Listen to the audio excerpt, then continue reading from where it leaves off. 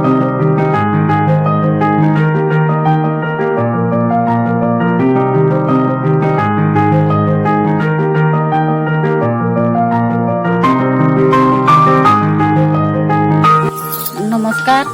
मो ना शशुमणि महंत, घर बुड़कापुड़ी, ग्राम पंचायत बुड़कापुड़ी, ब्लॉक पाटणा, जिला केन्दुझर।